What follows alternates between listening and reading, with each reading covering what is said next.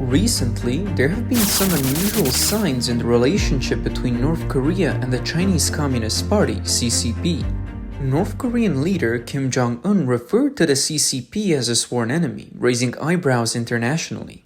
According to a report by the South Korean daily newspaper, the Yonhap, several North Korean sources reveal that Kim Jong Un used this phrase in response to increasing pressure from the CCP.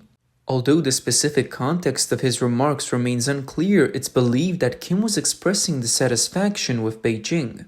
China has recently imposed strict measures on North Korea, including tighter controls on smuggling and even seizing personal items meant for Kim Jong Un without returning them. The report indicated that Kim's statement has been widely circulated among North Korea's party and military organizations, serving as guidance for future actions. In July, Kim even instructed North Korean diplomats in China not to, quote, follow China's lead, unquote. Former director of the Graduate Institute of International Affairs and Strategic Studies at Taiwan's Tamkang University, Wong Ming-hsien, commented that if these reports are accurate, they indicate Kim's desire to balance the influence of China and Russia on North Korea. China was like North Korea's older sibling for years, providing economic and energy support internationally. But as China now faces its strategic confrontation with the United States, it has reduced its supplies to North Korea. As a result, North Korea has turned to Russia for more aid. Quote, this reflects a strategy of balancing between powers, Wong added. Signs of North Korea's growing dissatisfaction with China are becoming increasingly evident. One notable example is North Korea's absence from an official Chinese event despite an invitation. In July, China's Ministry of National Defense held a reception in Beijing to celebrate the 97th anniversary of the founding of the People's Liberation Army. Invitations were sent to military attaches from various countries, including North Korea, but North Korean representatives were conspicuously absent. The same was observed in several Chinese embassy events held abroad, where North Korean officials failed to attend. Reports suggest that Kim Jong Un has long regarded China as an adversary. A report from Dr. Han Ki-bum, former deputy director of South Korea's National Intelligence Service in charge of North Korean affairs, revealed that in 2015, Kim Jong Un stated that while the US and Japan had been enemies for 100 years, China had been an enemy for 5,000 years. He also instructed his officials not to make any concessions to China, even on the smallest matters. Dr. Han pointed out that since Xi Jinping came to power in 2012, he chose to visit South Korea in July 2014 instead of Pyongyang. This broke the tradition of Chinese leaders visiting North Korea before South Korea, leaving Kim Jong Un feeling betrayed. This mistrust extends back to Kim's father, the late Kim Jong-il, who also distrusted China. According to a 2011 US diplomatic cable published by WikiLeaks, Kim Jong-il told a South Korean businesswoman that he no longer trusted China after Beijing supported UN sanctions following North Korea's second nuclear test in 2009. In recent months, relations between North Korea and China have further deteriorated. In May, North Korea condemned a trilateral statement issued during a China-Japan-South Korea summit that called for denuclearization.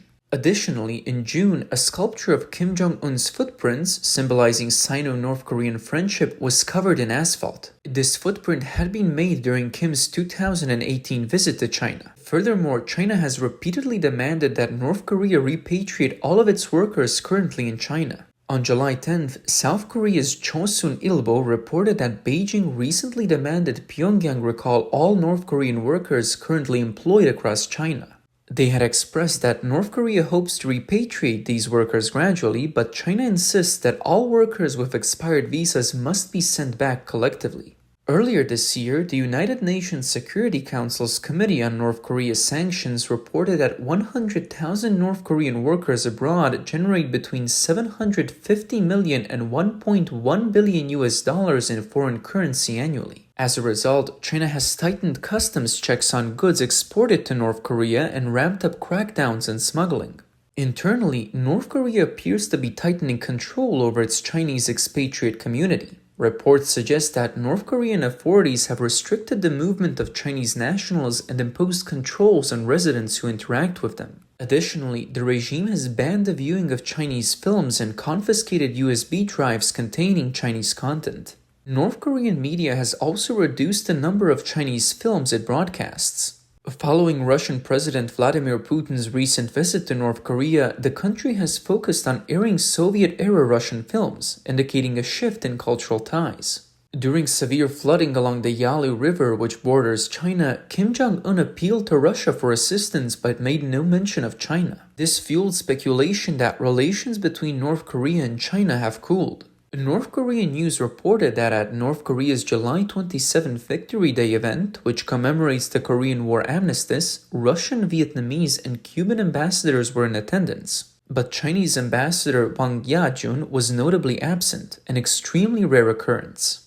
Separately, South Korean media reported that during a reception hosted by the Chinese embassy in Pyongyang on July 11th, only mid-level North Korean officials attended, despite it marking the 63rd anniversary of the China-North Korea Treaty of Friendship. No high-ranking North Korean officials were present, signaling a possible intentional distancing from China. South Korean experts viewed the downgrade in the level of officials attending the banquet as a deliberate move by North Korea to distance itself from the CCP. Additionally, it was rare for both countries not to issue any articles or celebratory messages for this anniversary. This year marks the 75th anniversary of diplomatic relations between China and North Korea. In April, when chairman of China's Standing Committee of the National People's Congress, Zhao Leiji, visited Pyongyang, he failed to bring any substantial gifts, which reportedly left Kim Jong Un quite displeased. Moreover, China has tightened its trade control with North Korea, particularly by increasing custom duties. China accounts for over 90% of North Korea's trade, making these measures difficult for North Korea to evade. In June, Putin made a state visit to North Korea for the first time in 24 years, signing a new comprehensive strategic partnership treaty with Kim Jong Un. The treaty states that the other will assist if either signatory is attacked. North Korean media describe Putin's visit as a testament to the unbreakable and enduring friendship and solidarity between the two countries. Shortly afterwards, North Korea announced that starting June 20th, it would no longer use Chinese satellites for broadcasting, opting instead for Russian ones. Senior media expert Shi Shan noted that North Korea and the Soviet Union had signed a mutual defense treaty in 1961, but it lapsed in the late 1990s after the Soviet Union collapsed. This new treaty between Pyongyang and Moscow is considered the first defense alliance of the post-Soviet era, and North Korea is seen as potentially becoming the Belarus of East Asia. He explained that the so-called almost interdependent relationship between the CCP and North Korea is quite fragile. Pyongyang is fully aware that the CCP uses its relationship with North Korea as a bargaining chip. Therefore, when circumstances change, North Korea will naturally attempt to distance itself from China's influence. With the establishment of a strategic partnership with Moscow, it is expected that North Korea's relations with the CCP will deteriorate. Although both Russia and North Korea deny that Pyongyang is supplying artillery and other weapons to Moscow, North Korea's clear support for Russia has drawn global concern. Against the backdrop of US and Western sanctions on entities backing Russia, the elevation of bilateral relations between North Korea and Russia to a comprehensive strategic partnership has heightened international anxiety. 2 days before the North Korea-Russia summit, the US State Department made it clear that anyone supporting Ukraine and opposing Russia's invasion should be deeply concerned about the growing military cooperation between North Korea and Russia. North Korea and Russia are both allies of the CCP and have long benefited from its support. The CCP holds significant influence over both countries, particularly North Korea. The sudden upgrade of the North Korea-Russia strategic partnership has not only shifted the geopolitical landscape of East Asia but also raised questions about whether the alliance aims to weaken the CCP's influence. Observers are keenly watching how Beijing will respond to the rapid bonding of its two allies.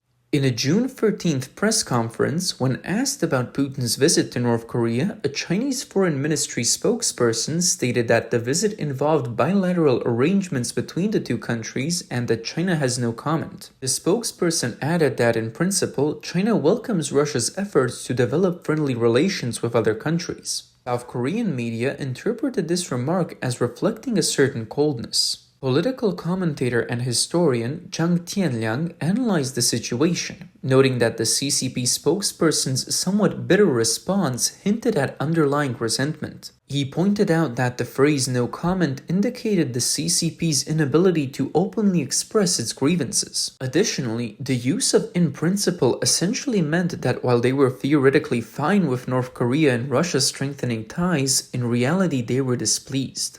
In this scenario, Zhang concluded, the CCP emerged as the biggest loser. Political analyst Lan Shu believes that the CCP leadership was aware of the North Korea-Russia alliance. He suggested that the Chinese President Xi Jinping fully understood the developments between the two countries and likely recognized that, following the alliance, North Korea and Russia would begin making decisions that would not always align with China's interests. The South Korean Institute for National Security Strategy published a report in July, stating that North Korea is likely using its honeymoon period with Russia to send a signal to China that its influence over Pyongyang is waning. On July 30th, U.S. Deputy Secretary of State Kurt Campbell testified before Congress, warning that China and Russia were vying for influence over North Korea and that the CCP was anxious about the deepening cooperation between Pyongyang and Moscow. In his memoir, Never Give an Inch, former U.S. Secretary of State Mike Pompeo revealed that during his visit to Pyongyang in March 2018, Kim Jong Un expressed his deep mistrust of China, even angrily declaring that, quote, "the Chinese CCP are liars," unquote. Pompeo noted that Kim viewed the presence of U.S. troops in South Korea as protection against Chinese threats. The CCP, on the other hand, wanted the Americans to leave so that they could treat the Korean peninsula the same way they treat Tibet and Xinjiang. Russian TV host Sergei Mardan recently stated on his program that Russia's real enemy is not Ukraine or the West, but the CCP. On June 14th, Russian state television broadcasted a report celebrating the 166th anniversary of the signing of the Treaty of Tientsin between the Qing dynasty and Russia during the Second Opium War. This treaty, considered an unequal agreement, marked a historical humiliation for China. Russian media hailed the treaty as the foundation of friendship between the two nations, an act seen as a direct insult to the CCP. Critics have pointed out that the so-called militant friendship cemented with blood between the CCP and North Korea's Kim dynasty is indeed steeped in blood. During the Korean War in the 1950s, the Kim regime launched an unprovoked invasion of South Korea, drawing in the newly established CCP regime. Although Mao Zedong was reportedly displeased that Kim Il-sung initiated the war without prior notice, he still sent Chinese troops to support North Korea. Many of these soldiers were ill-equipped, with thousands freezing to death due to a lack of proper winter clothing. Ultimately, hundreds of thousands of Chinese soldiers died in the conflict, a toll that remains a state secret in China. The survival of the Kim regime was largely due to the CCP's military intervention, but North Korea has long downplayed or denied this support. The regime has purged officials suspected of being pro-China, including Kim Jong Un's uncle, Yang Song-taek, who was executed on charges of selling North Korean interests to China. In a September 22nd interview, Chinese-American columnist Cheng Po-kong explained that the Kim regime has never fully trusted the CCP, using its relationship with China only for convenience.